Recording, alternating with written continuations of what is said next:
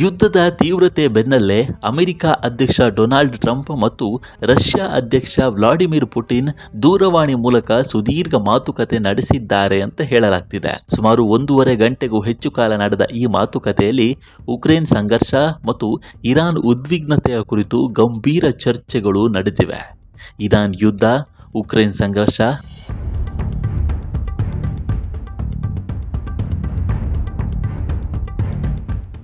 ಮತ್ತು ಇತ್ತೀಚೆಗೆ Washington Hilton ಹೋಟೆಲ್ನಲ್ಲಿ ನಡೆದ ಗುಂಡಿನ ದಾಳಿ ಸೇರಿದಂತೆ ಹಲವಾರು ಜಾಗತಿಕ ವಿಷಯಗಳ ಕುರಿತು ಚರ್ಚಿಸಲಾಗಿದೆ. ಜಾಗತಿಕ ಕೋಲಾಹಲದ ನಡುವೆ ರಷ್ಯಾದ ಅಧ್ಯಕ್ಷ ವ್ಲಾಡಿಮಿರ್ ಪುಟಿನ್ ಮತ್ತು ಅಮೆರಿಕ ಅಧ್ಯಕ್ಷ ಡೊನಾಲ್ಡ್ ಟ್ರಂಪ್ ಸುದೀರ್ಘ ದೂರವಾಣಿ ಸಂಭಾಷಣೆ ನಡೆಸಿದ್ದು ತೀವ್ರ ಕುತೂಹಲಕ್ಕೆ ಕಾರಣವಾಗಿದೆ.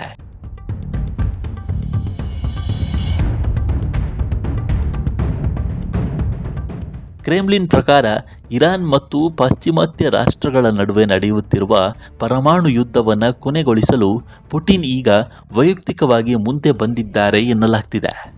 ಅಧ್ಯಕ್ಷ ಟ್ರಂಪ್ ಅವರು ಉಕ್ರೇನ್ ಯುದ್ಧದಲ್ಲಿ ತಾತ್ಕಾಲಿಕ ಕದನ ವಿರಾಮ ಘೋಷಿಸುವಂತೆ ಪುಟಿನ್ ಅವರಿಗೆ ಸೂಚಿಸಿದ್ದಾರೆ ಎಂದು ಹೇಳಿದ್ದಾರೆ.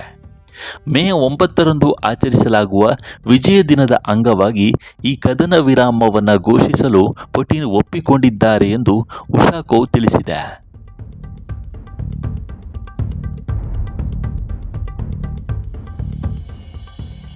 ರಷ್ಯಾ ಮತ್ತು ಅಮೆರಿಕ ನಡುವಿನ ಐತಿಹಾಸಿಕ ವಿಜಯವನ್ನು ಈ ದಿನ ಗುರುತಿಸುವುದರಿಂದ ಟ್ರಂಪ್ ಕೂಡ ಈ ಪ್ರಸ್ತಾವನೆಯನ್ನು ಬೆಂಬಲಿಸಿದ್ದಾರೆ.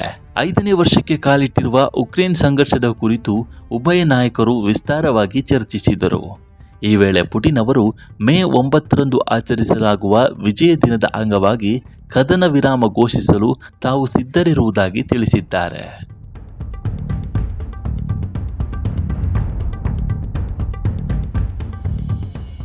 ಪ್ರಸ್ತುತ ಯುದ್ಧ ಭೂಮಿಯಲ್ಲಿ ರಷ್ಯಾದ ಪಡೆಗಳು ಮೇಲುಗೈ ಸಾಧಿಸಿದ್ದು ಶತ್ರುಗಳನ್ನು ಹಿಂದಕ್ಕೆ ತಳ್ಳುತ್ತಿವೆ ಎಂದು ಪುಟಿನ್ ವಿವರಿಸಿದ್ದಾರೆ.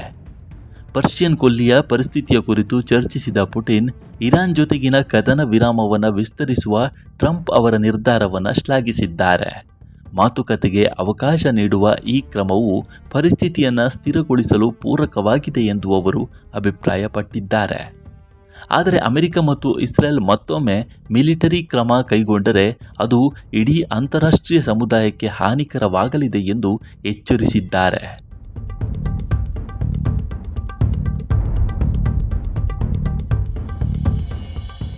ಗಮನಾರ್ಹವಾಗಿ ಉಕ್ರೇನ್ ಅಧ್ಯಕ್ಷ ವೊಲೋಡಿಮಿರ್ ಝೆಲೆನ್ಸ್ಕಿ ಅವರ ನಡವಳಿಕೆಯ ಬಗ್ಗೆ ಟ್ರಂಪ್ ಮತ್ತು ಪುಟಿನ್ ಇಬ್ಬರೂ ಒಂದೇ ರೀತಿಯ ಅಸಮಾಧಾನ ವ್ಯಕ್ತಪಡಿಸಿದ್ದಾರೆ.